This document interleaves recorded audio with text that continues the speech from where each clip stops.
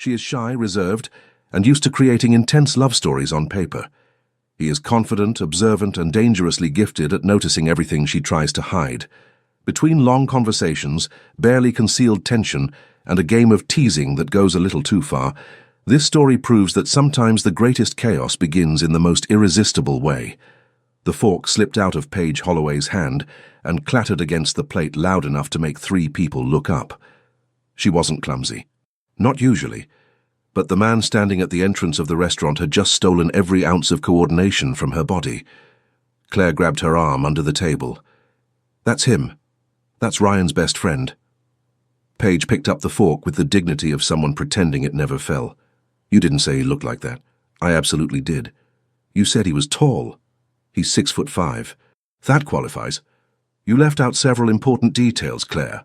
Her best friend grinned the way she always did when she knew she'd won something. You'll thank me later.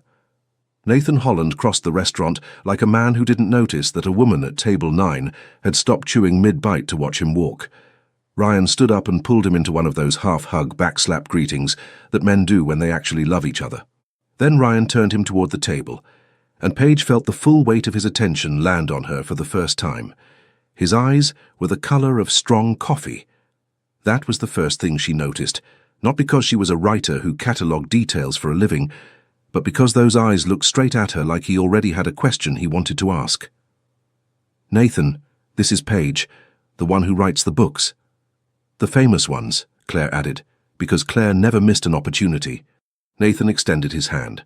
His palm was warm and rough in a way that told her he did more than sit behind a desk. I've heard about you for weeks. Ryan talks about Claire. Claire talks about you. I feel like I already owe you a coffee. She shook his hand and noticed her own disappeared inside it. All good things, I hope. Depends on your definition of good. The corner of his mouth lifted, not a full smile, just the start of one, like he was saving the rest for later. If this story is touching your heart, show your support.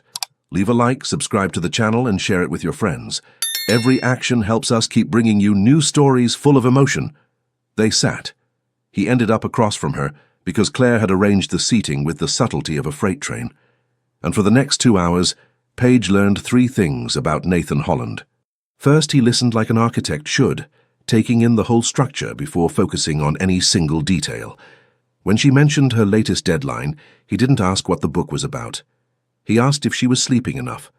The question caught her off guard, and her dimples showed before she could stop them. Second, he had a voice that did unreasonable things to the back of her neck, low, unhurried, with just enough gravel in it to make her lose track of sentences. Third, and most dangerously, he was funny. Not loud funny, not trying to impress funny. The kind of funny that slipped in quietly and detonated 3 seconds later, when she'd already moved on, and suddenly had to cover her mouth to keep the wine from coming out. So you build things and I make things up, she said at one point, trying to sound casual. We're basically opposites. Or the same thing from different angles. He leaned back, turning his water glass slowly between his fingers. I design spaces people haven't lived in yet. You write lives people haven't lived yet. Both require imagining something that doesn't exist and convincing someone else it's real. She stared at him. That wasn't what she expected from someone who spent his days arguing with contractors about load-bearing walls. Under the table, Claire's shoe pressed against hers. A signal. Paige ignored it. By the time dessert arrived, a tiramisu they were all supposed to share, Paige noticed something she couldn't quite name. Every time she spoke, Nathan's gaze didn't wander. It stayed. When she reached for her glass, his eyes tracked the movement and returned to her face like a reflex. It wasn't staring. It was attention, real, deliberate attention, and it made the air between them feel thinner. He noticed things too. When she tucked a strand of hair behind her ear, a nervous habit she'd had since college. When she laughed and turned her face slightly to the left, as if laughter was something private she kept trying to hide. He noticed, and he said nothing. Walking to the parking lot, Ryan and Claire fell behind, their fingers laced together, giving the night exactly the kind of ending Claire had planned. Paige wrapped her jacket tighter around herself. The October air in Portland had teeth. Cold? Nathan asked. He didn't wait for an answer. His jacket landed on her shoulders, heavy, warm, smelling of cedar and something clean she couldn't identify. She looked up at him, way up. The top of her head barely reached his chest. "I'll give it back. Keep it as long as you want." She didn't know what to do with that sentence, so she smiled, tight-lipped, dimples hidden, and kept walking. That night in bed, with his jacket still hanging on the back of her desk chair, because she'd forgotten to return it, or chosen not to, she opened a blank document on her laptop. The cursor blinked. She typed one line and deleted it, typed another, closed the laptop, stared at the ceiling. She could still smell cedar. Nathan had redesigned office towers, museums, a waterfront pavilion that won a regional award. None of those projects required the concentration it took to sit across from Paige Holloway at a coffee shop and pretend he wasn't watching her lips move when she read sentences back to herself. 4 weeks since that dinner. 4 weeks of a friendship that made no sense on paper and perfect sense in person. It started with the jacket. She texted the next morning to say she still had it. He told her to bring it to the cafe on Burnside. She showed up with it folded neatly over her arm and a look like she'd been rehearsing what to say. He ordered her coffee before she sat down, oat milk latte, no sugar, extra foam, and she forgot whatever script she'd prepared. "How did you know my order?" "Claire told Ryan. Ryan told me." That was only half true. Claire had mentioned it once in passing. He'd remembered it the way he remembered load measurements, automatically, because it mattered. After that, the excuses to see each other piled up like drafts on her desk. Monday mornings she wrote at the cafe. He started showing up with his sketchbook, claiming the light was better there. It wasn't. His office had floor-to-ceiling windows he'd designed himself, but the cafe had her, hunched over her laptop, chewing the inside of her cheek when a scene wasn't working. Lunches became a habit. He'd text at noon, and she'd appear at whatever place he suggested, always slightly out of breath like she'd walked too fast. He didn't mention that. He liked it too much. Dinners happened when neither of them wanted the conversation to end. He'd cook at his apartment, nothing fancy, pasta or grilled chicken, and she'd sit on his kitchen counter because the stool was too tall, and she didn't want to admit it. Her feet dangled. He pretended not to find it devastating. The phone calls were the worst, or the best. He couldn't decide. They'd start about nothing. A funny sign she saw, a client who wanted a spiral staircase in a bungalow, and end 90 minutes later, his dinner cold, her tea forgotten. One night, the call stretched past midnight. Her voice got softer, slower, and he realized she was falling asleep. He stayed on the line for another 11 minutes. He counted. She never mentioned what she wrote about, not the details. She'd say the draft is fighting me, or I rewrote the same page 6 times but never read him a line. The way her ears turned pink when the subject got too specific told him there was a boundary there, drawn in invisible ink. He respected it, but the curiosity buzzed under his skin. What neither of them said, not once, was that this wasn't just friendship. Every accidental touch, every time her knee bumped his under a table, every moment their eyes held a beat too long, carried a weight that neither addressed. She'd look away first, always. And he'd let her, because pushing Paige before she was ready would be like opening a door by kicking it. You'd get through, but you'd ruin the frame. So he waited. He waited through movie nights where she fell asleep against his shoulder. Through walks in the Pearl District, where her hand brushed his and neither of them closed the gap. Through a moment in his kitchen when she reached past him for a glass and her hip pressed against his thigh, and every intelligent thought he'd ever had left the building. Ryan saw it. Ryan had known him since college and could read his moods like Nathan read blueprints. "You're gone, man," Ryan said, tossing a basketball in the driveway. "I've never seen you like this." "Like what?" "Like you'd rearrange your whole week around a coffee." Nathan caught the ball and held it. "She's different." "Yeah." Ryan grinned. "That's exactly the problem." On a Friday evening, Claire's name exploded across the group chat. Ryan had proposed. A photo of Claire's trembling hand, ring catching the light, followed by 17 exclamation points and a voice message that was 90% screaming. Paige called Nathan before she called anyone else. He answered on the first ring. "Did you know? He's been carrying that ring for 2 weeks. I almost told you 3 times.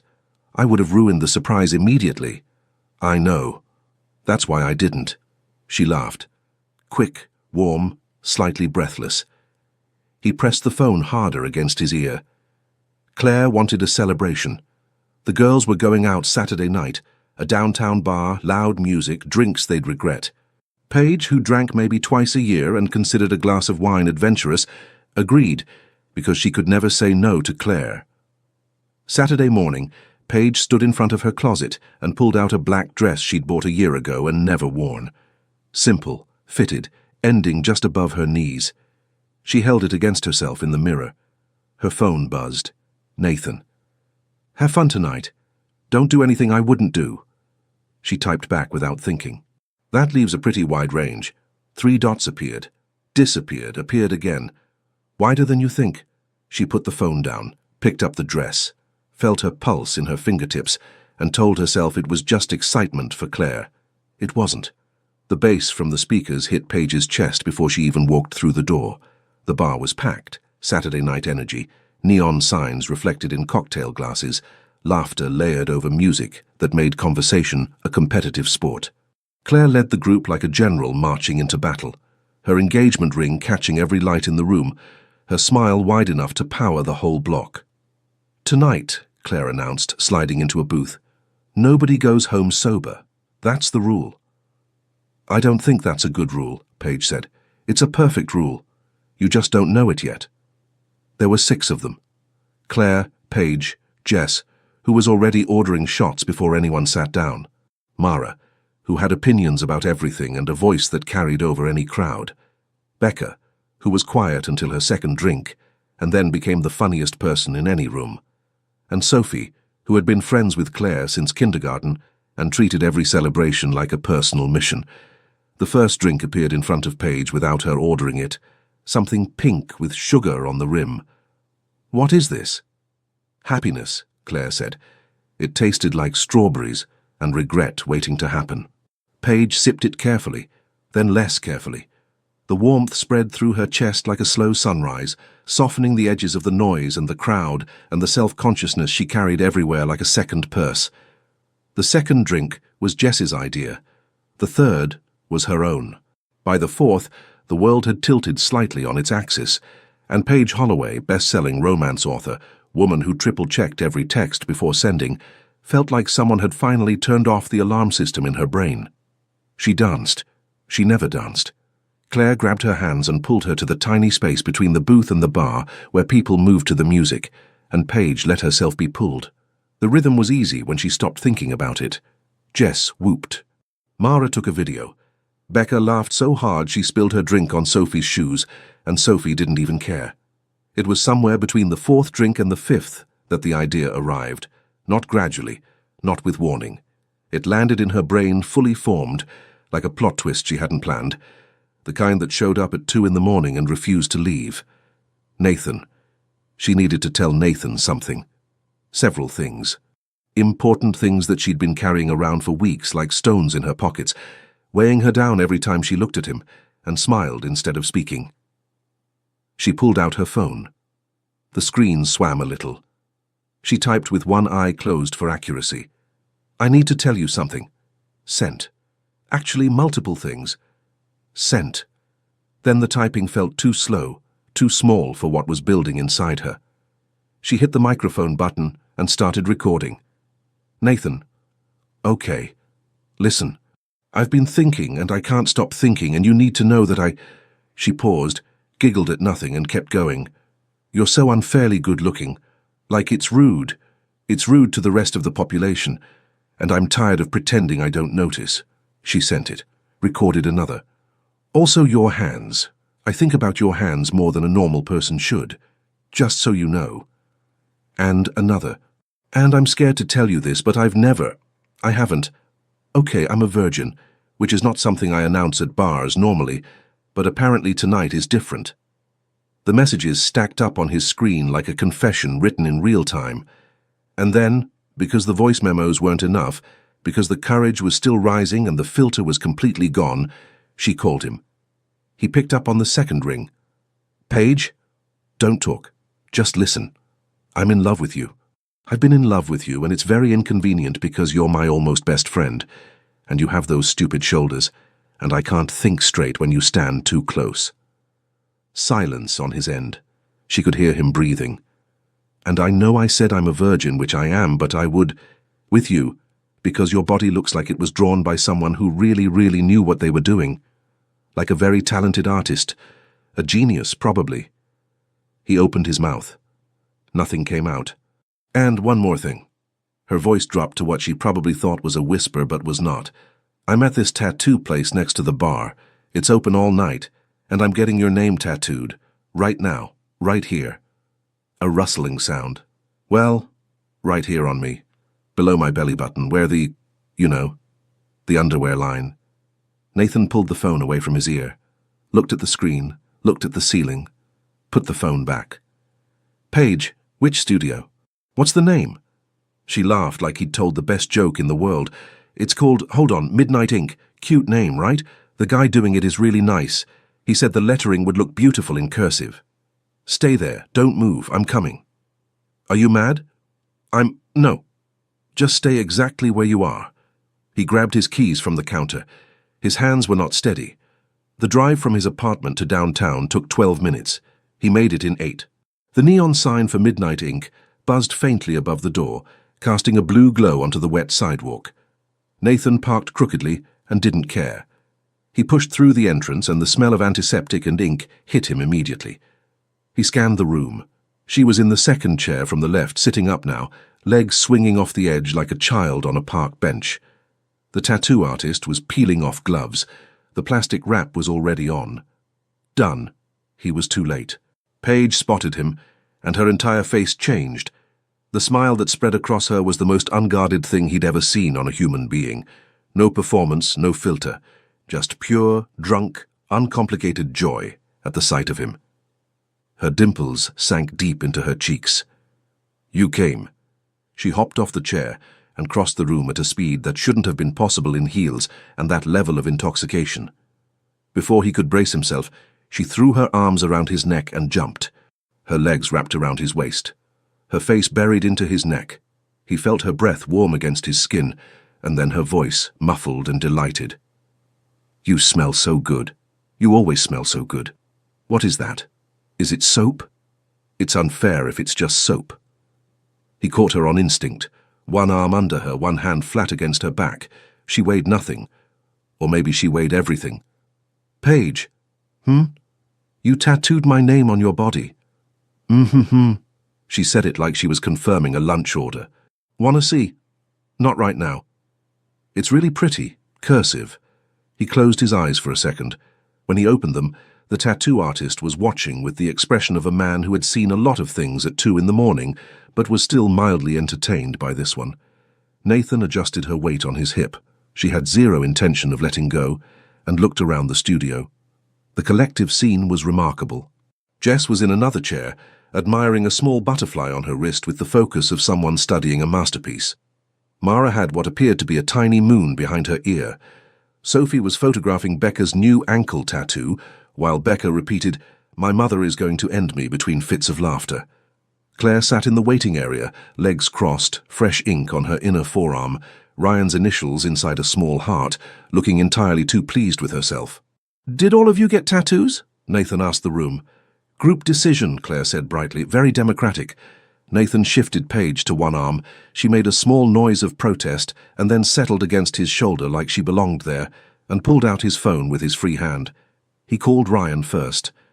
"Your fiancée is at a tattoo parlor downtown with your initials on her arm and about 4 cocktails in her system." Ryan's sigh was audible through the speaker. "Which studio?" "Midnight Ink on 5th. "On my way." Then he called Mara's boyfriend, then Becca's, then Sophie's. Jess was single, but had already texted her sister, who lived 3 blocks away. One by one, the cavalry arrived. Ryan walked in first, took one look at Claire's forearm, and laughed the kind of laugh that said he was going to love this woman forever, and also never let her live this down. Mara's boyfriend, a quiet guy named Derek, simply held out her coat and guided her toward the door with a hand on her lower back. Becca's boyfriend carried her out because she'd taken off her shoes and refused to walk on the cold floor. Through all of it, Paige stayed exactly where she was. Attached to Nathan like gravity was a personal choice, and she'd chosen him. "You can put me down," she mumbled at one point. She didn't loosen her grip. I know. I'm comfortable. I know that too. Ryan looked at Nathan, looked at Paige, half asleep on his shoulder. His eyebrows said everything his mouth didn't. We are absolutely talking about this later.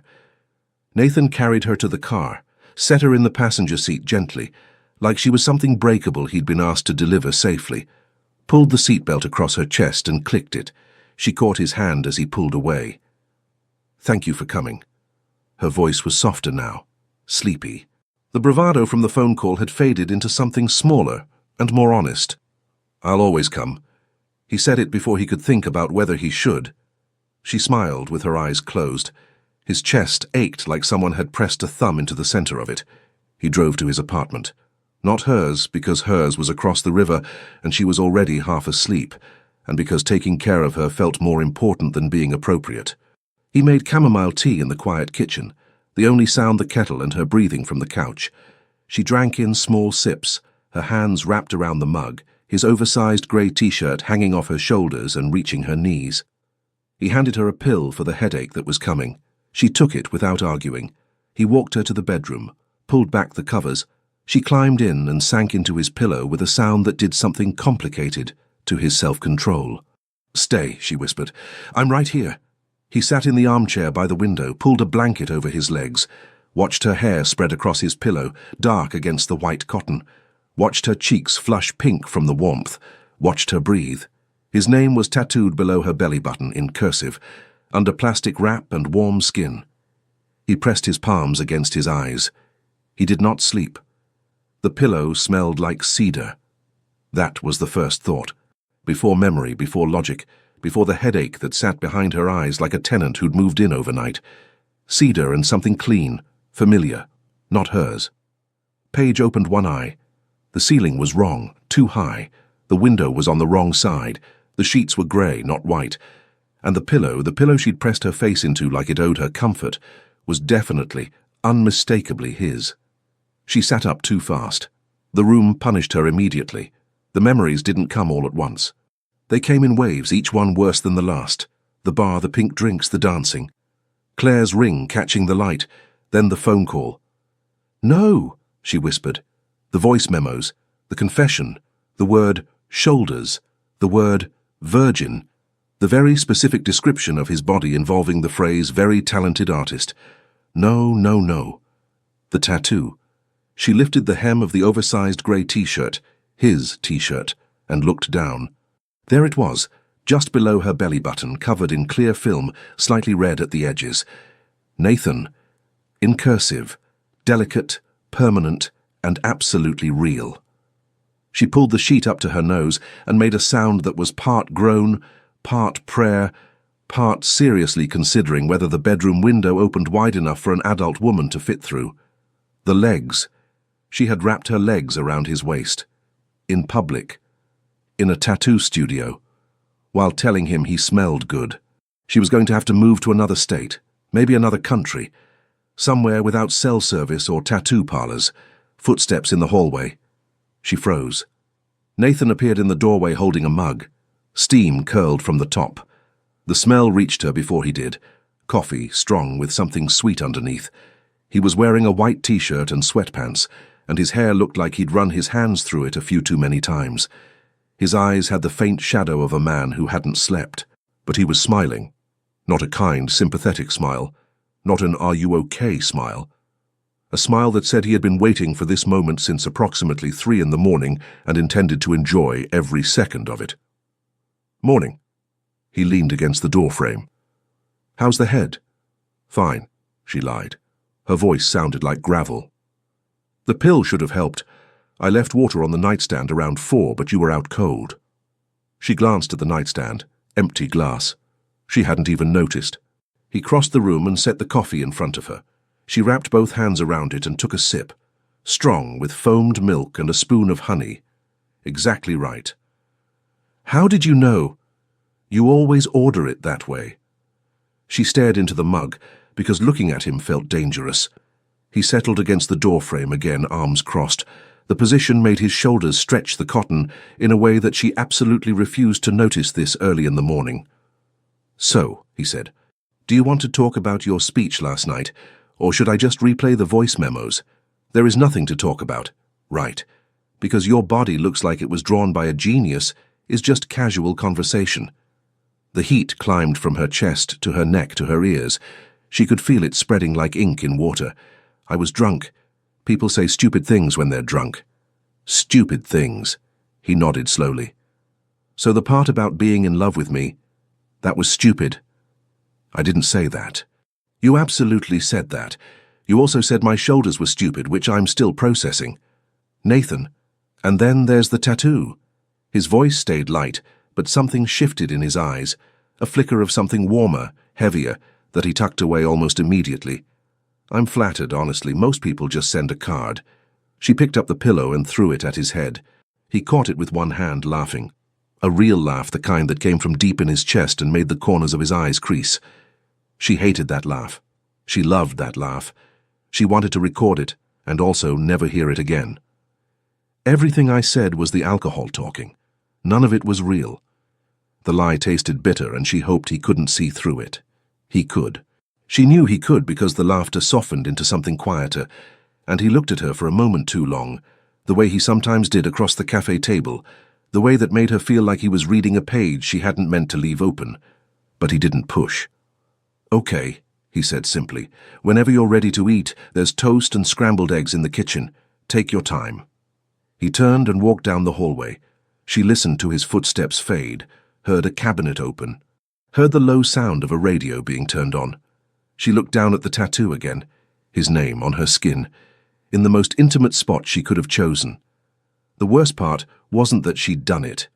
The worst part was that looking at it didn't make her want to undo it. It made her feel claimed in a way she'd only ever written about, and that terrified her more than any hangover ever could. She drank the coffee he'd made exactly the way she liked it. Then she got up and went to face whatever came next. 3 days later, Nathan walked into a bookstore on his lunch break and changed the entire dynamic of their relationship with a single purchase. He hadn't planned it. He was picking up a gift for his mother's birthday, a cookbook she'd mentioned, something about French pastry, when he passed the fiction display near the entrance. A name caught his eye. Paige Holloway. The cover showed a couple in silhouette, the kind of tasteful design that suggested romance without being obvious about it. The title was After Midnight. He picked it up and flipped to the back. A #1 bestseller. Praise from 3 publications he recognized. He turned it over in his hands, impressed and curious in a way that prickled. He bought it. That evening, he started reading on the couch with a beer and every intention of skimming a few chapters. 2 hours later, the beer was warm and untouched, and he was on page 163, where the main characters were in a scene that made him set the book flat on his chest and stare at the ceiling. Paige Holloway, shy, dimple-cheeked, can't maintain eye contact Paige Holloway, had written something that would make a grown man blush, and she'd done it beautifully. The tension on the page was architectural, every word load-bearing. He picked up his phone. Page 163. Does your editor know you write like this? Her response took 4 minutes. He imagined every second of those 4 minutes, the phone lighting up, the color draining from her face, the frantic internal debate. You bought my book? I'm reading your book. Different emphasis. Page 163, Paige. We need to discuss page 163. We absolutely do not. The part where he pins her against the bookshelf, is that structurally accurate? As an architect, I have concerns about the weight distribution. No response for 7 minutes, then I'm blocking your number. She didn't block his number. What followed was a week-long campaign of cheerful torment that Nathan enjoyed more than any project he'd ever designed. He read a chapter each night and texted her observations that walked the thinnest possible line between literary analysis and flirtation. Chapter 12. The rooftop scene. Very detailed for someone who claims to work entirely from imagination. Do you do research for these field trips, asking for professional curiosity? Your hero just said something on page 210 that I definitely said to you last Tuesday. Should I be concerned or flattered? Each message turned her into a shade of red he could picture perfectly, even through a phone screen. At the cafe where they still spent mornings together, she refused to meet his eyes for entire stretches, while he sat across from her with the book open on the table, reading with a straight face that was itself an act of war. Stop reading that in front of me. Why, I'm a fan. I'm allowed to read in public. You're doing it on purpose. Doing what? He turned a page with exaggerated slowness. I'm just enjoying literature. She threw a sugar packet at him. He let it bounce off his shoulder without breaking eye contact with the page. But the teasing had a second layer, one he was more careful with. Every time he mentioned the tattoo, casually, sideways, as if it were a footnote, she shut down, changed the subject, crossed her arms. The playfulness drained out of her, and something guarded took its place. He learned the boundary fast. The book was fair game. The tattoo was not. What he didn't know, what she would never have told him, was that every night after his last message she opened her laptop and wrote, not the contracted book, not the sequel her publisher was expecting.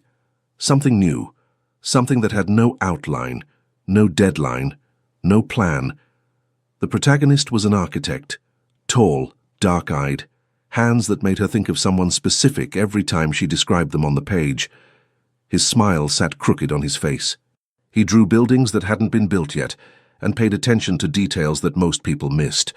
She wrote him the way she saw Nathan, in fragments, in moments, in the things he did when he didn't know she was watching.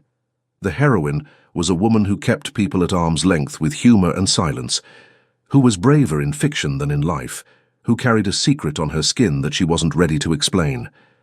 Paige saved the file without a title. She closed the laptop and pressed her fingers against the place below her belly button where his name lived, permanent and warm under her fingertips. She was writing their story.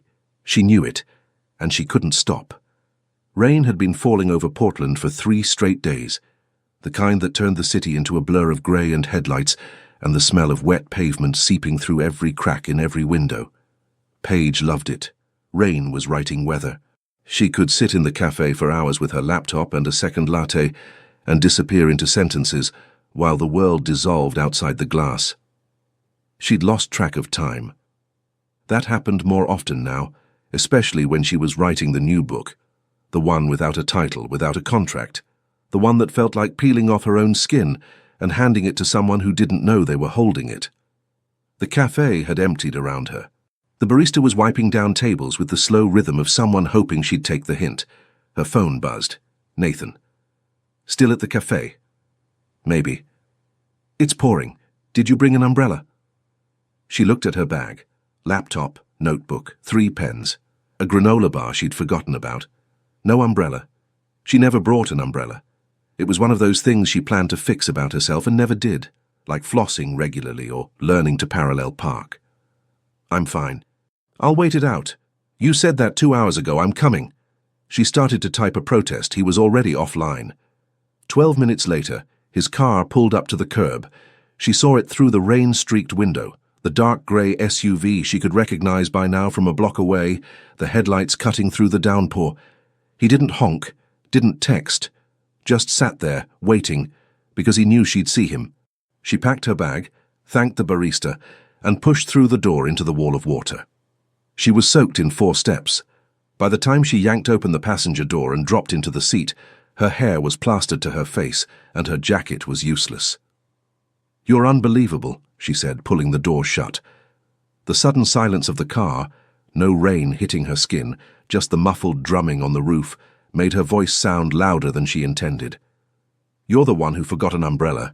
Again. I didn't forget. I made a choice. A bad one. A brave one.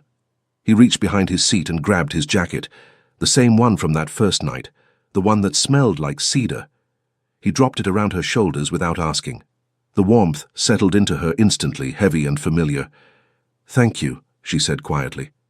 He didn't answer right away. He was looking at her. Not at the road, not at the rain, not at the rearview mirror. At her. A strand of wet hair clung to her cheek, curving along the line of her jaw and ending just above her lip. She hadn't noticed it. He reached over and lifted it gently with his thumb, tucking it behind her ear. His fingertip grazed the edge of her earlobe, barely a touch so light it might not have counted, and his hand stayed there close to her face, not quite pulling away. Her breath stopped. Not dramatically, not like in the book she wrote. Just stopped, the way air stops moving before a storm shifts direction. The laughter that had been in his eyes all evening was gone. Something else had taken its place, something focused, something that made the space between them shrink until she could feel the warmth radiating off his skin. His gaze dropped to her mouth. She felt it like a touch, like his eyes had weight. He leaned in, slowly, giving her every chance to move, to speak, to break the tension with a joke or a deflection, or any of the 100 escape routes she usually took. The rain hammered the roof. The windows had fogged from their breathing, turning the world outside into a grey nothing. Inside the car, the air was thick and warm and charged with something that had been building for weeks and was now pressing against the walls of every careful boundary they'd built. She could smell him, cedar and soap and rain. She could see the faint line of his jaw, the way his throat moved when he swallowed. She could hear his breathing, slow and deliberate, like a man trying very hard to stay in control of something that was slipping. And then she turned her face, not sharply, not dramatically, just a small rotation to the right, enough to break the angle, enough to redirect his trajectory from her lips to the empty air beside her cheek. She cleared her throat, a tiny sound that felt enormous in the silence. Nathan sat back, slowly. His hand dropped to the steering wheel. He looked straight ahead at the fogged windshield, at the blurred shapes of parked cars and streetlights that meant nothing. He turned the ignition. The engine hummed to life. He reached for the defrost. The fan whirred. Neither of them spoke. The drive to her apartment took 8 minutes. She counted every one. The radio was off. The only sounds were the wipers and the rain, and the careful, measured breathing of 2 people, pretending they hadn't just stood at the edge of something and backed away. When he stopped in front of her building, she gathered her bag and his jacket and held it out to him. "Keep it," he said. His voice was normal. Almost. There was a thread of something pulled tight underneath it, but he tucked it away so neatly that someone who didn't know him might have missed it entirely. "Nathan." "Good night, Paige." She opened the door. The rain hit her immediately. She ran to the awning, turned back, and watched his taillights disappear down the street. Inside her apartment, she dropped her bag by the door.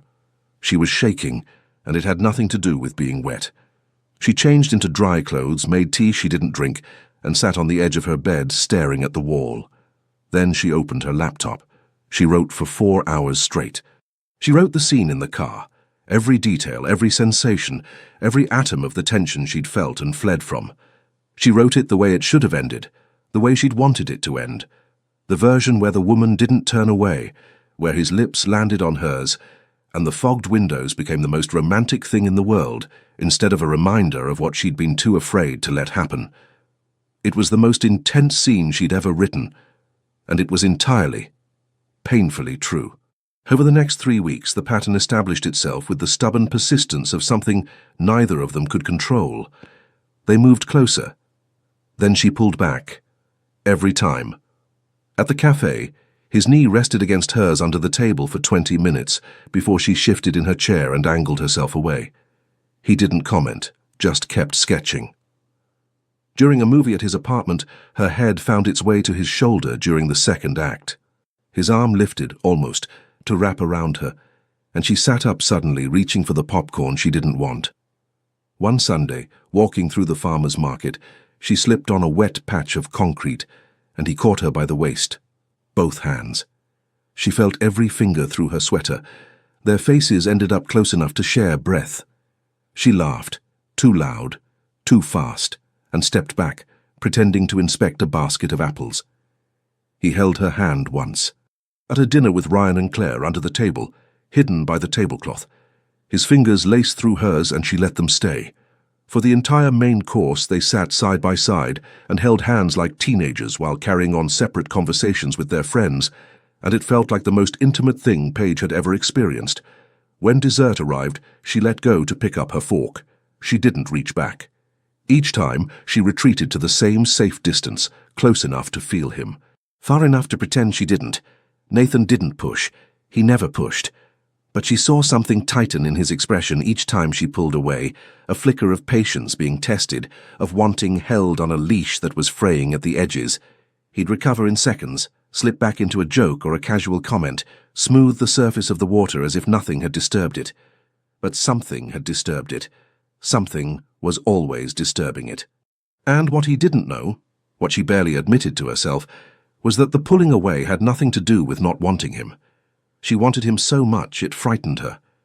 But underneath the want, buried deep, was a fear she couldn't name out loud, that he'd discover she had no experience, that the woman who wrote those scenes with such detail and heat had never lived a single one of them, that the passion on the page was imagination, not memory, and that when the moment came, if it came, she wouldn't know what to do with her own body.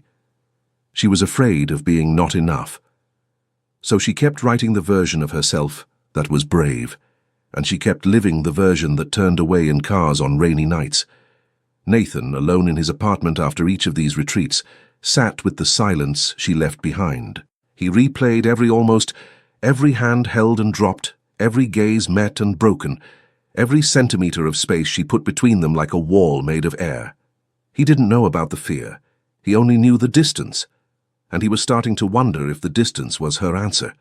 Her name was Vanessa Caldwell, and she walked into Nathan's office on a Tuesday morning like she already owned the place. Nathan didn't think much of it at first. New clients came through every month. This one wanted to redesign a mixed-use building near the waterfront, residential units above, retail below, the kind of project his firm handled well. She'd been referred by a colleague, and her portfolio of properties suggested she had the budget and the ambition to match. The first meeting was professional, clean. She knew what she wanted, asked smart questions, and respected the timeline he outlined. He liked working with people who didn't waste his time. The second meeting was less clean. She showed up without an appointment, just appeared at reception in a tailored coat and heels that clicked against the concrete floor of his studio like a metronome. She had a question about the floor plans, she said, something that couldn't wait for email. It could have waited for email. Nathan answered her question in 7 minutes. She stayed for 40. Leaned against his drafting table while he walked her through the revised layout, standing closer than the blueprints required. Asked about his other projects, his background, how long he'd had the firm, whether he always worked this late. "I work until the design is right," he said. "Sometimes that's late." Dedication. I like that in the people I work with. He registered the tone, filed it under client management and moved on.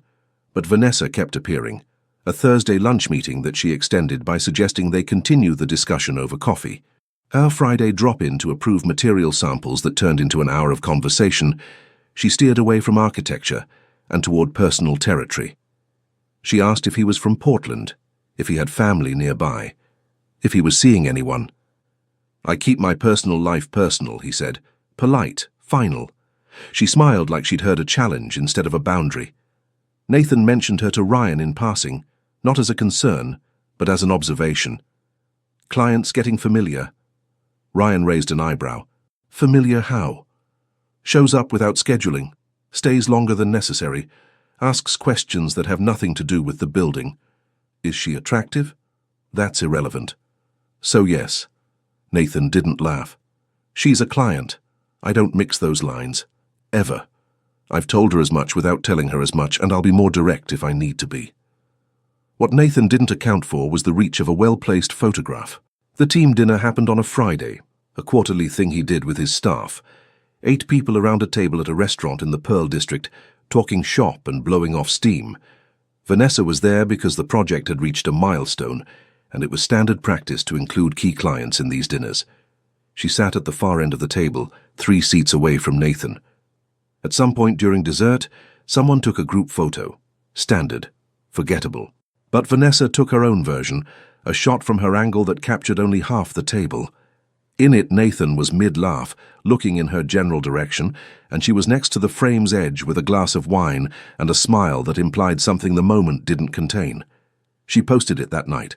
No caption except a location tag and a single emoji that could mean anything or everything. Paige saw it at 11:40 on a Friday night, curled on her couch in an old college sweatshirt, scrolling through her phone with the mindless rhythm of someone avoiding sleep. She didn't follow Vanessa, but Claire did. Claire followed everyone, collected social media connections like baseball cards, and Claire had liked the photo, which pushed it into Paige's feed through the algorithm's quiet cruelty. She tapped the image, expanded it. Nathan, laughing. looking beautiful in that effortless way that made her chest hurt. And beside him, almost beside him, the framing made it ambiguous, a woman Paige had never seen. Dark hair, red lips, confident posture. The kind of woman who looked like she belonged next to a man like Nathan. The kind of woman who probably didn't turn away in cars during rainstorms. Paige stared at the photo for a long time. She checked the woman's profile. Vanessa Caldwell, real estate developer. The grid was full of sharp outfits, city views, and the cultivated ease of someone who moved through the world without apology. There were other photos, a building that looked like one of Nathan's designs, a construction site tagged with his firm's name, a coffee cup on what might have been his drafting table. Each image landed like a stone dropped into water that was already too still. Paige set the phone face down on the couch. She pressed her palms against her thighs and breathed. It's work, she told herself. He has clients, he has dinners.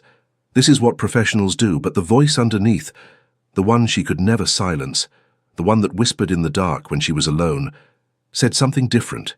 It said, look at her. Look at what she is. Confident. Experienced. A woman who doesn't freeze when someone leans in. A woman who wouldn't need to explain that she's never been touched. The insecurity wasn't new. It lived in Paige the way old furniture lives in a house. Always there, mostly ignored, impossible to remove without tearing up the floor. But tonight it woke up. Tonight it had a face and a name and a red-lipped smile. She didn't call Nathan, didn't text, didn't ask. Because asking meant admitting she cared in a way she hadn't officially declared, and admitting she cared meant risking the answer she couldn't survive. What if he said yes? What if he said, she's just more my speed, Paige.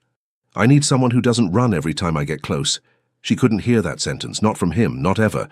So she did what she always did when the world pressed too hard against her chest. She closed up, quietly, like a bookshop pulling down its shutters at the end of the day. No announcement, no drama, just the gentle click of a lock turning. Saturday morning, Nathan texted her. Cafe at 10? I found a new pastry place that does those almond things you like. She read it twice. Typed and deleted 3 responses. Settled on. Can't today, deadline stuff, rain check. He sent back a thumbs up and didn't press.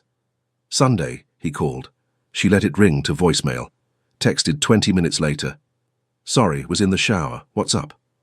Nothing important, just wanted to hear your voice. She stared at those words until the screen dimmed. Then she typed, crazy week ahead. Talk soon. Talk soon. The 2 most dishonest words in the English language. Monday, she cancelled their cafe morning. Tuesday, she was busy with edits. Wednesday, his name lit up her phone 3 times, and she responded to one with a sentence so short it could have been written by a stranger. Nathan felt the shift the way you feel a change in air pressure before a storm. Something was different, something was wrong, but the sky still looked the same. He replayed their last conversation, their last meeting, searching for whatever he'd said or done or missed. He found nothing, because there was nothing. The problem wasn't something he'd done, it was something she'd seen, and something she'd believed without ever giving him the chance to tell her she was wrong. By Thursday, Nathan had stopped pretending the silence was normal. 5 days. 5 days of half-answers and cancelled plans, and the particular kind of quiet that doesn't mean peace. It means someone has left the room without closing the door. He'd run every conversation back like a tape on rewind, looking for the moment he'd stepped wrong. There was nothing. 1 week they were holding hands under a tablecloth at dinner, and the next she was a stranger who happened to know his coffee order. He sat in his office staring at an elevation sketch he should have finished 2 hours ago. The pencil was still in his hand. He hadn't drawn a single line. Ryan appeared at the doorway. You've been staring at that wall for 20 minutes. I'm thinking. About the Caldwell project? About Paige. Ryan leaned against the frame. He had that look, the one that meant he knew more than he was saying. Have you talked to her? She won't let me. Every time I reach out I get a sentence back, maybe 2. She cancelled Saturday, she cancelled the cafe. She barely picks up the phone. So go to her. Nathan looked up. And say what? Whatever's true. The drive to Paige's apartment took 14 minutes. He used every one of them to prepare something reasonable to say, something measured, something that respected whatever she was processing without making her feel cornered. By the time he parked, he'd rehearsed 3 different openings, all calm, all rational, all built on the assumption that he could control this conversation the way he controlled a design meeting. She opened the door and every rehearsed word evaporated. She was wearing a grey sweatshirt that swallowed her whole, and glasses she only wore when she'd been crying, and her contacts irritated her eyes. Her hair was pulled back in a knot that was falling apart. She looked small and tired and like she'd been carrying something heavier than she was built to hold. He'd seen her dressed up. He'd seen her laughing, flushed, radiant in ways that made it hard to think. But this version of Paige, raw, unguarded, standing in her doorway with red-rimmed eyes and no armor left, hit him somewhere so deep he forgot how to be casual. "Can I come in?" She hesitated, then stepped aside. Her apartment was quiet. A candle burned on the kitchen counter, vanilla, the kind she liked when she was stressed. Her laptop sat open on the couch, the screen dark but warm, as if she'd just closed it. A blanket was piled in the corner of the sofa, where she'd clearly been curled up. She didn't offer tea, didn't offer to sit. Just stood by the kitchen island with her arms wrapped around herself, watching him with an expression that was part defiance and part exhaustion. "What happened?" he asked. "Nothing happened." "Paige, I've been busy. I told you. The deadline. You've had deadlines before. You've never disappeared." The word landed. She flinched just barely, a small contraction of her shoulders that someone less attentive would have missed. "I'm not disappearing, I needed space." "From me?" She didn't answer. That was its own answer. Nathan took a breath. The calm he'd prepared for the car was gone. What replaced it wasn't anger, it was something closer to ache, a bone-deep tiredness of wanting someone who kept slipping through his fingers like water through a crack in a dam. "This week was the worst I've had," he said. His voice came out quieter than he planned.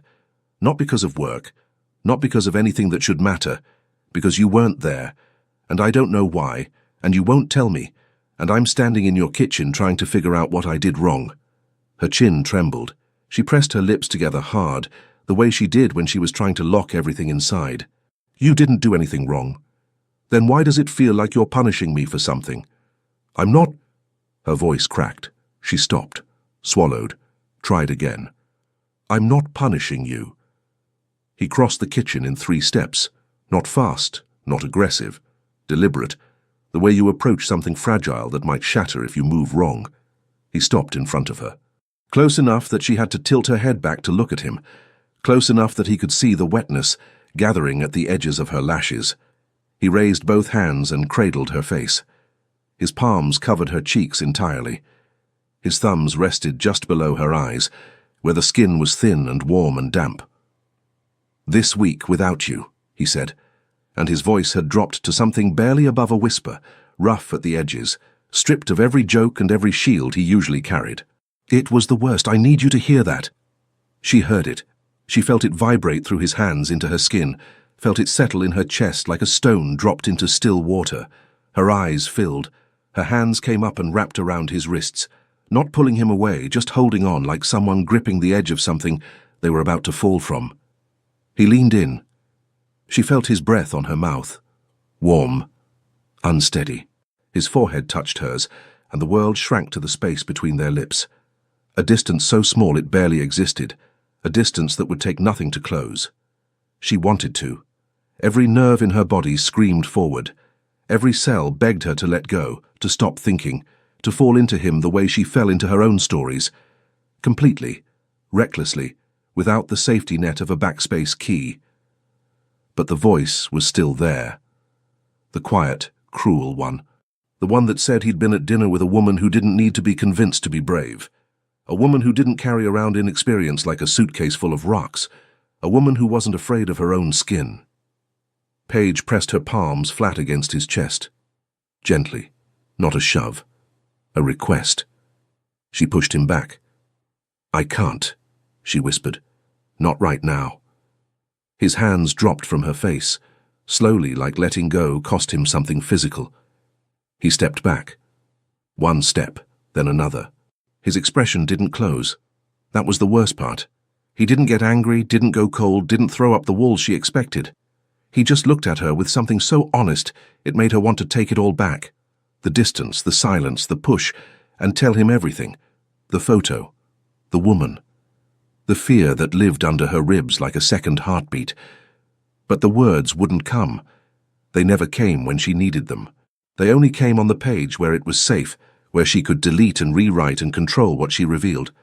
In person, she was defenseless, and being defenseless in front of him was the one thing she couldn't survive. "Okay," he said. Just that. One word. No argument, no plea, no attempt to change her mind. Just acceptance, offered like an open hand she refused to take. He walked to the door, opened it, paused without turning back. Then he left.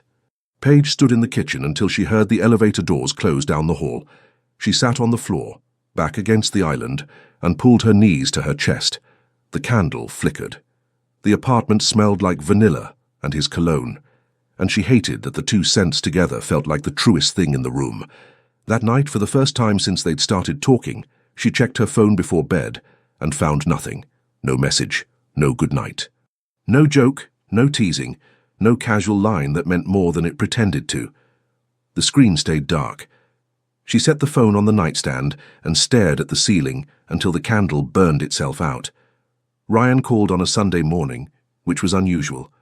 Ryan was not a morning person. Ryan on a Sunday before noon meant something was either very wrong or very urgent. "We need to talk," Ryan said. No greeting, no build-up.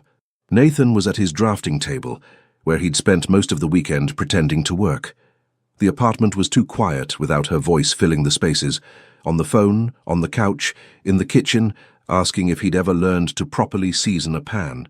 He hadn't realized how much noise she added to his life until it stopped. About what? About why Paige has been avoiding you. Nathan set his pencil down. "She told you." "She told Claire. Claire told me. That's how this works. You know that. Information travels through Claire the way water travels downhill, naturally and without anyone's permission." "What did she say?" Ryan paused. Not for drama. Ryan didn't do drama. He paused because what he was about to say mattered, and he wanted to get it right. "She saw a photo online from your team dinner, the one with the Caldwell project. Your client posted something that looked closer than it was." Nathan closed his eyes. The dinner, the group photo. Vanessa and her phone and her calculated angles.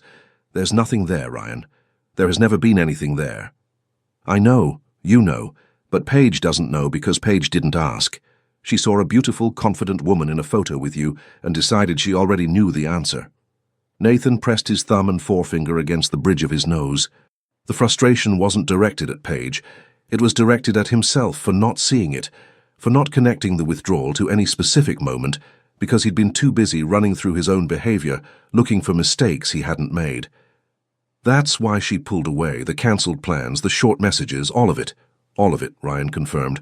And there's more. More? She's not just insecure about the photo, man. She's insecure about herself.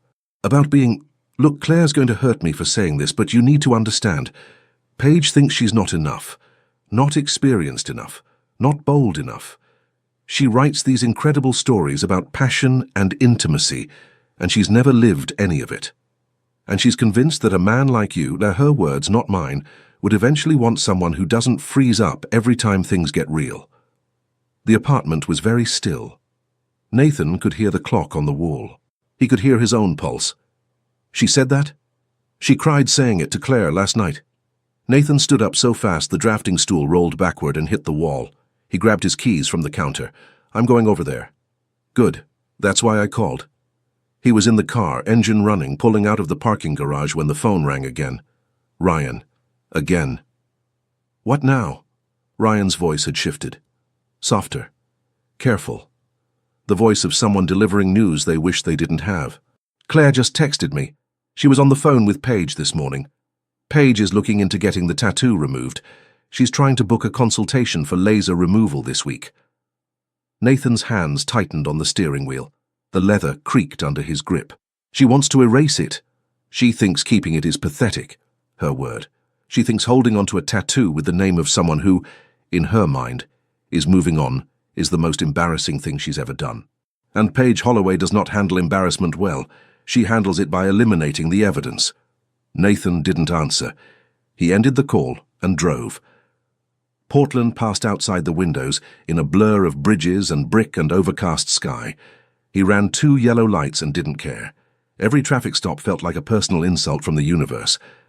When he reached her building, he didn't buzz. The front door opened as a neighbor was leaving, and he caught it, took the stairs 2 at a time to the 3rd floor and knocked. No answer for 8 seconds. Then the sound of footsteps, the lock clicking, the door opening just wide enough to frame her face. She looked better than Thursday. And worse. The crying was done.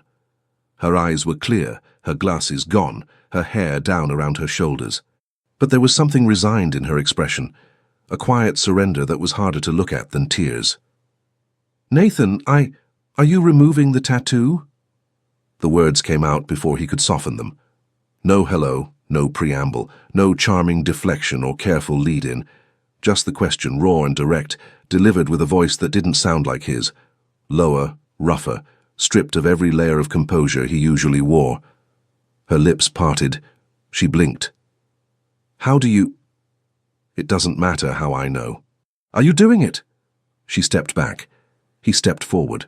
The door closed behind him. They stood in her hallway, the narrow one with the coat hooks and the framed print of the Oregon coast, and the air between them vibrated with something that had been building for too long to contain. "It's my body," she said quietly. "My decision." "You're right. It is." His jaw worked. He looked at the ceiling, then back at her. When his eyes found hers, there was no teasing in them, no playfulness, no trace of the man who'd joked about page 163 and bookshelf weight distribution. This was the version of Nathan that lived underneath all of that, unguarded, serious, and so honest it almost hurt to witness.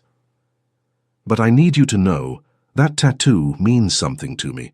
Not because of my ego, not because I think it's funny or flattering or a good story to tell. It means something because you put it there. Drunk or not, you chose my name. On your skin. In a place nobody else gets to see, and the thought of you burning it off because you think I don't—" He stopped, swallowed. "Because you think I want someone else. That's what I can't let stand." Her back was against the wall, not because he'd cornered her. She'd moved there on her own, as if the hallway wasn't big enough for everything she was feeling. "The woman in the photo," she started, "is a client, Vanessa Caldwell. She hired my firm 6 weeks ago. She's persistent, I won't pretend otherwise. She's pushed boundaries, and I've held every one of them. That dinner was a team event, 8 people, Paige. She cropped a photo and posted it, because that's what she does. I cannot control what she puts on the internet. But I can tell you, and I am telling you, there is nothing. There has never been anything. I treat her the way I treat every other client who writes a check and expects good work."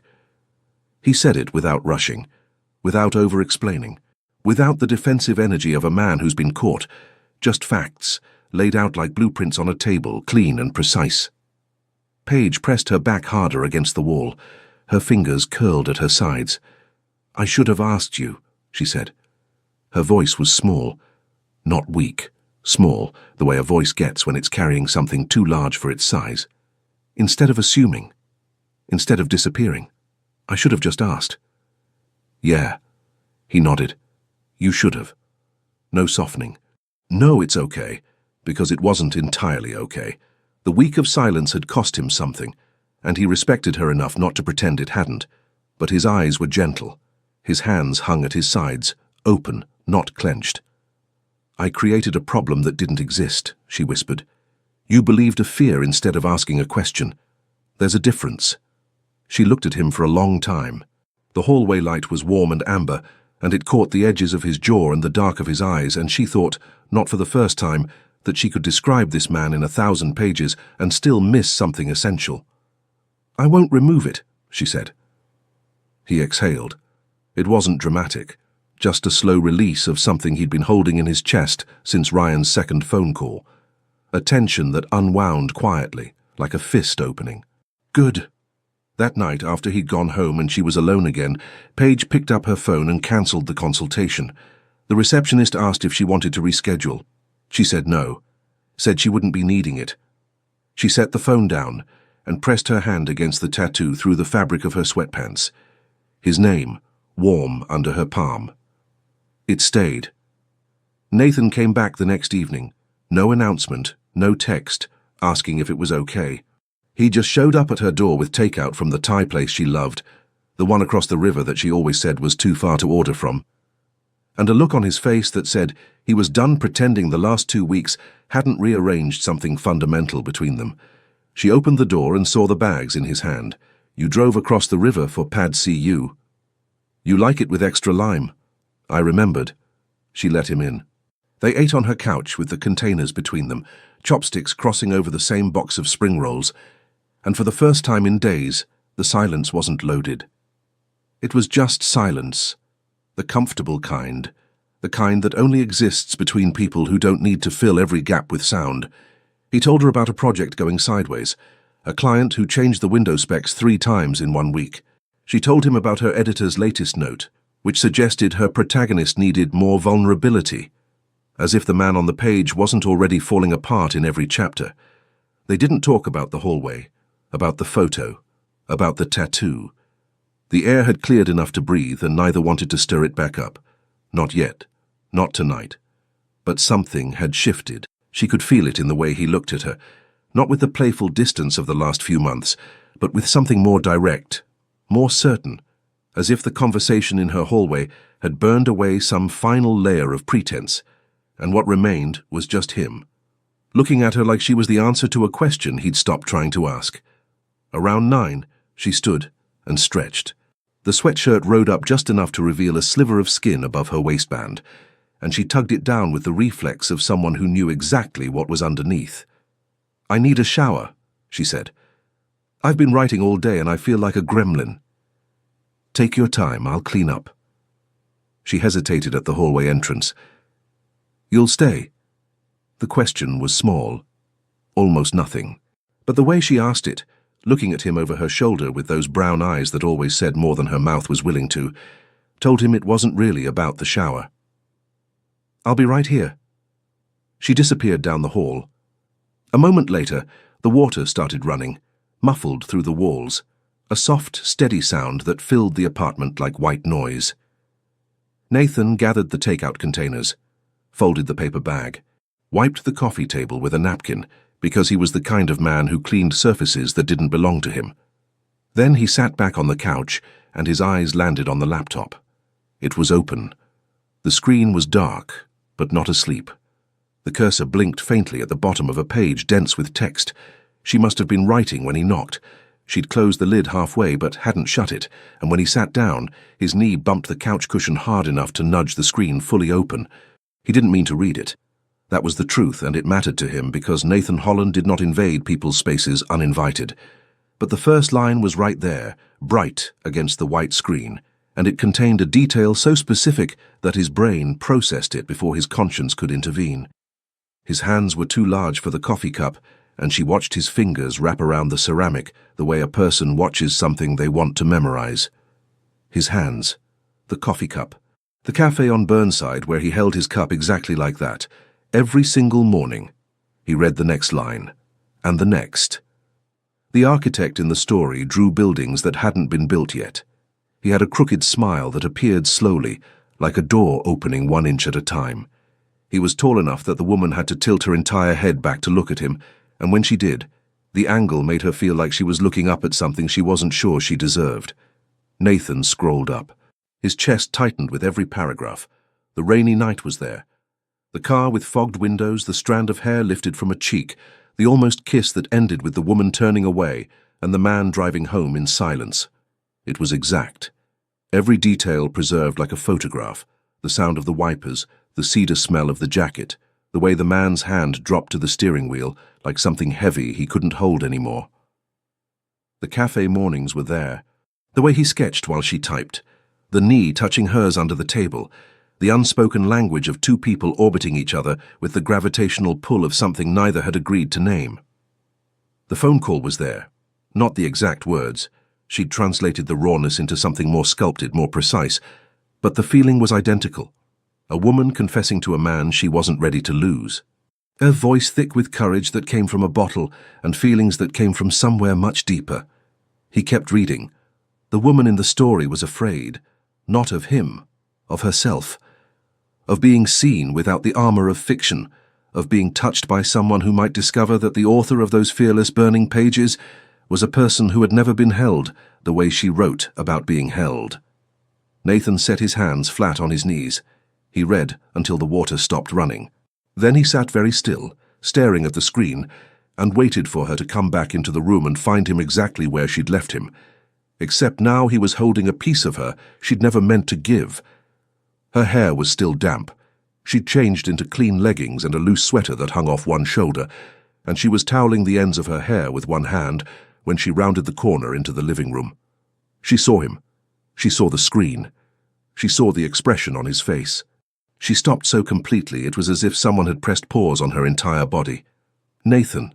He looked up. His eyes were dark and full of something she couldn't catalogue. Not anger, not amusement, not the easy warmth she was used to seeing when he looked at her. This was deeper.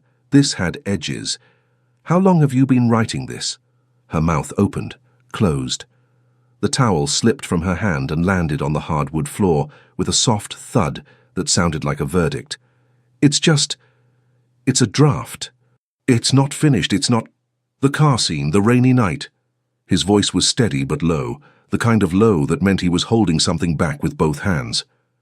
You wrote it exactly the way it happened. The jacket, the fogged windows, the way you turned your face. She pressed her back against the hallway wall. The apartment felt smaller than it ever had. It's fiction. Page. One word. Her name. But he said it the way you say something you've been carrying in your mouth for weeks, careful and heavy, and it landed in the center of her chest. He stood. The laptop stayed open on the couch behind him. He didn't move toward her, just stood there, in the middle of her living room. This man who was too tall for her apartment and too present for her composure, and who had just read every secret she'd hidden in sentences, meant for strangers. The man in this book is me. Not a question. Not an accusation. Just a fact, laid out the way he laid out blueprints, precisely without apology. The hands, the coffee, the smile, the way he notices things about her that she thinks nobody sees. That's me. She couldn't breathe, not properly. The air was coming in short, shallow pulls that did nothing for the pressure building behind her ribs. And the woman, he continued, quieter now. The woman who's braver on the page than in the room, who writes about being touched like she knows every detail but has never... He stopped, swallowed. His jaw tightened and released. That's you. Silence. The kind of silence that has texture, that you can feel on your skin like humidity or cold, the kind that exists only in the space between a question and an answer that will change everything. How does it end? He asked. She blinked. A tear she hadn't felt building slid down her cheek. I don't know. I haven't written the ending. What do you want the ending to be? The question broke something open, not violently, gently, the way ice breaks on a river in spring. Slowly at first, then all at once, the edges softening until the current underneath finally moves. Everything I said that night, she whispered. Her voice was wrecked, thin and trembling and honest in a way that cost her something she could feel leaving her body. On the phone, drunk, at the tattoo studio. All of it. She wiped her cheek with the back of her hand. It was true, every word. I was in love with you then, and I'm in love with you now, and I have been terrified every single day that you'd figure out that the woman who writes those scenes doesn't know the first thing about living them. Her voice cracked on the last word. She pressed her lips together and looked at the floor. Nathan crossed the room, not slowly, not cautiously, not with the measured patience he'd been exercising for months, giving her space, waiting for signals, respecting distance. He crossed it the way a man crosses a room when he's done waiting, in 3 steps that covered the gap between who they'd been pretending to be and who they actually were. His hands found her face, both of them. His palms cradled her jaw, his fingers sliding into the damp hair at her temples. He tilted her face up until she had no choice but to look at him. His thumbs traced the tracks of her tears. His forehead touched hers. "You're enough," he said. The words were rough, almost broken, as if they'd been sitting in his chest for so long they'd grown roots, and pulling them out hurt. You've been enough since the first dinner, since the fork you dropped and the dimples you tried to hide, and the way you looked at me like I was a sentence you were trying to figure out. A sound escaped her. Half laugh, half sob. It pressed against his chin because they were that close, sharing the same air, breathing the same breath. "I don't care about experience," he said. "I care about this. About you showing up in my morning and my last thought at night, and the way my entire week falls apart when you're not in it." She closed her eyes. His hands were warm on her face. She could smell him, cedar and soap and rain and something underneath that was just him, just Nathan, the scent her body had memorized before her mind gave it permission. "I'm scared," she whispered. "I know. I don't know how to do this. Neither do I. Not with you. Not like this." She opened her eyes. He was right there. Close enough that she could see the flecks of amber in his dark irises, close enough to count the faint lines at the corners of his eyes that deepened when he smiled. He wasn't smiling now. He was looking at her with an intensity that made her knees feel unreliable. She didn't turn away. For the first time, she didn't turn away. He kissed her. Slow. So slow that the first touch of his lips against hers was barely there. A question asked in the smallest possible voice. She answered by pressing forward, her hands coming up to grip the front of his shirt, pulling him closer with a strength that surprised them both. The kiss deepened. His hand slid from her jaw to the back of her neck, his fingers tangling in her wet hair. She tasted like mint toothpaste and salt from the tears she hadn't finished crying. He tasted like the jasmine tea they'd shared after dinner, warm and faintly sweet. She made a sound against his mouth, small, involuntary, something between relief and hunger, and he felt it travel through his entire body like a current finding ground. He kissed her the way he designed, with attention to every detail, every angle, every point of contact, the corner of her mouth, the curve of her bottom lip, the place where her breath caught and her fingers tightened on his shirt. When they finally separated, it was only by inches. Her forehead stayed against his chin. His arms had moved from her face to her waist, wrapped around her like he was holding something he'd been reaching for across a very long distance. "That," she said, breathing hard, "is going in the book." He laughed, a real laugh, deep and surprised and warm. She felt it vibrate through his chest into hers. "Only if I get to approve the final draft." She smiled against his collarbone. The dimples appeared, hidden in the curve of his neck, where only the warmth of his skin could feel them. The laptop screen glowed softly from the couch, the cursor still blinking at the end of a story that finally knew where it was going. She made him wait, not out of cruelty or games or the kind of strategic distance she'd practiced before. She made him wait because she needed to arrive at the door on her own terms, with her own hands steady, her own breath even, her own decision made in the quiet hours when no one was watching. Nathan didn't push. He kissed her goodnight at her door, and each kiss lasted longer than the one before, his mouth learning the shape of hers, his hands settling on her waist like they'd been built to fit there. He kissed her forehead when she pulled away, kissed the corner of her mouth when she smiled, kissed the tip of her nose once, just to see the dimples appear. He waited, and the waiting didn't feel like patience. It felt like devotion. 4 days after the first kiss, she texted him at 9 in the evening. Just 3 words. "Come over. Stay." He was at her door in 20 minutes. She opened it wearing a soft cotton shirt and nothing on her feet, and her eyes held something he'd never seen in them before. Not fear, not hesitation. Certainty. Quiet and warm and wholly hers. She took his hand and led him down the hallway.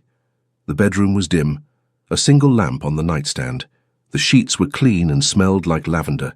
The window was cracked open, letting in the distant murmur of Portland at night, sirens far away, the hush of rain that had stopped an hour ago, the occasional car passing on wet pavement.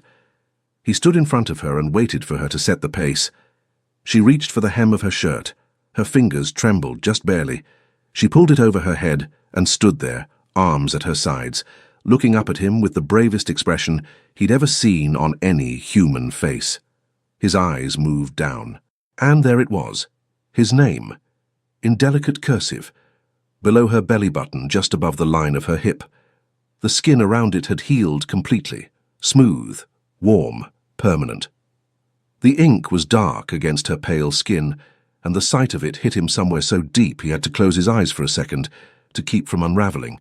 He knelt, slowly, the way you kneel before something sacred without being told to. His knees hit the floor and his hands found her hips, and he pressed his lips against the tattoo, gently, reverently. He felt her stomach contract under his mouth, felt her fingers slide into his hair, felt her breath shudder above him. He kissed his own name on her skin, and it felt like a vow made before the actual vow, a promise written in a language that didn't need words. When he stood, her eyes were full. He was careful, impossibly deliberately careful, with her nerves, with her skin, with every part of her that she'd kept hidden behind book pages and deflection and humor. He moved slowly.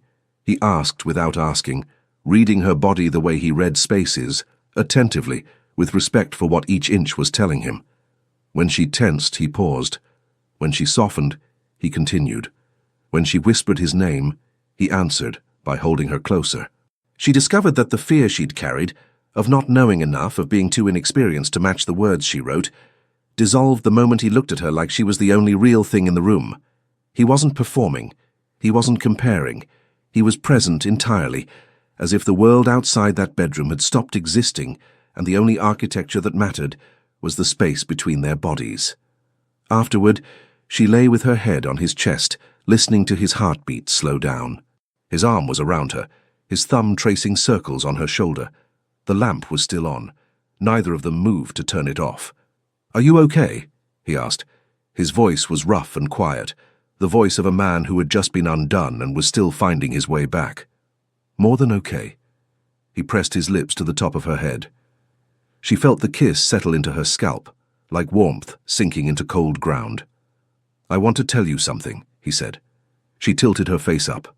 "I've designed a lot of things, buildings, spaces, structures that will outlast me, but nothing I've ever made has felt as right as this, as you." She didn't cry. She smiled, slow, full, dimples and all, and kissed the center of his chest, right where his heart was loudest. They fell asleep with the lamp still on. Her hand rested over the tattoo. His hand rested over hers. 7 months later, on a Tuesday afternoon that looked like every other Tuesday afternoon, Nathan Holland reached into his jacket pocket and changed the rest of their lives. The cafe on Burnside was quiet. Afternoon light stretched across the wooden tables in long golden stripes. 2 lattes sat between them, hers with oat milk and extra foam, his black, and the familiar arrangement of their parallel work filled the table. Her laptop open, his sketchbook flat, their silence comfortable and full in the way only shared silence can be. She was mid-sentence. Something about a chapter revision. Her fingers hovered over the keyboard, her bottom lip caught between her teeth, the way it always was when a word wouldn't come. He set the small velvet box next to her coffee cup. She didn't see it at first. Her eyes were on the screen. Then her hand reached for the latte, and her knuckles grazed the velvet, and she looked down. The world stopped typing. "Nathan, I've drawn things my whole life," he said. His voice was calm, but his hands were not. They rested flat on the sketchbook, and she could see the faint tremor in his fingers, the only crack in the composure of a man who controlled everything except what she did to him. "Buildings, bridges, rooms that didn't exist until I put them on paper. But the best thing I've ever designed, the only one I want to keep building for the rest of my life, is a future with you." She opened the box. The ring was simple. A single stone, round and clear, set in a thin gold band. Nothing extravagant. Nothing loud. Just exactly right. The way everything he chose for her was exactly right, because he paid attention to who she actually was, instead of who he thought she should be. Her vision blurred. She laughed through the tears, a sound so bright and sudden that the barista looked up from the counter. "Is that a yes?" he asked. The corner of his mouth was twitching, the crooked smile fighting to break through. "That's a yes," she said, and the dimples that appeared on her cheeks were the deepest he'd ever seen them. He slid the ring onto her finger. It fit perfectly. She grabbed his face with both hands and kissed him across the table, knocking her latte sideways. Neither of them cared. The wedding was small. 32 people in a garden behind a restored farmhouse outside Portland, with string lights and wildflowers and the sound of an acoustic guitar drifting through the October air. Claire stood beside Paige, crying before the ceremony even started. Ryan stood beside Nathan, steady as always, holding the rings in his pocket like the most important delivery of his life. Paige walked toward him in a dress that was simple and ivory, and caught the light like something out of a painting. Her father held her arm. Her mother was already in tears in the front row. Nathan watched her come. He didn't blink. He didn't look away. He watched her the way he'd watched her since the first dinner, with the focused, quiet attention of a man who understood that some things deserve to be studied carefully before you dare to touch them. When she reached him, he lifted her veil. His fingers were steady now. He leaned close, his lips brushing her ear. "Your book needs a new ending," he whispered, "because this one is better than fiction." She kissed him before the officiant gave permission. The guests laughed. Claire whooped. Ryan shook his head and smiled. It was the most perfectly imperfect beginning. Months later, the apartment smelled like warm milk and clean laundry and the faint sweetness of a baby who had just been fed. Paige sat on the couch with their daughter tucked into the curve of her arm. Small, impossibly small, with round cheeks and tiny fists clenched against the world she'd only recently joined. The baby's eyes were closed. Her breathing was the softest sound in the room. Nathan came in from the kitchen, carrying a bottle he'd warmed without being asked. He kissed the top of Paige's head, then scooped the baby up with one arm. An absurd sight, this enormous man cradling something so tiny against his broad chest, and settled into the chair across from her. He looked down at the baby's face and spoke to her in a low, serious voice. "We need to talk about your sleep schedule. 3 in the morning is not a reasonable hour. I've reviewed the data and I'm not impressed." The baby yawned. "She has your dimples," he said to Paige, and the softness in his voice made her chest ache in the best possible way. He changed the diaper without complaint, adjusted the baby against his shoulder, and swayed gently until the tiny body went limp with sleep. Paige watched him, this man who designed buildings and held their daughter like she was the most important structure he'd ever been trusted with, and felt a fullness she didn't have words for, not even on the page. She opened her laptop. Nathan glanced over her shoulder. His eyes widened. "Are you writing another scene like that?" She closed the laptop with a sharp snap. Her ears turned crimson. He grinned, the crooked grin, the dangerous one. "I'll take that as a yes. You'll take that as none of your business." He laughed, quiet, shaking, pressing his lips together to keep the sound from escaping, and she bit the inside of her cheek so hard it almost hurt, because the baby had just fallen asleep, and if either of them laughed any louder it would all be over. They sat there, him in the chair, baby on his chest, her on the couch, laptop closed, face flushed, smiling at the ceiling. The tattoo was still there, hidden beneath the elastic of her sweatpants, his name in cursive on her skin, the most beautiful mistake she'd ever made. Leave your comment and share this story with someone special. It truly helps us keep bringing new stories to you. And if you want to follow every chapter of this emotional journey, subscribe to the channel and turn on the notification bell. Your support makes all the difference.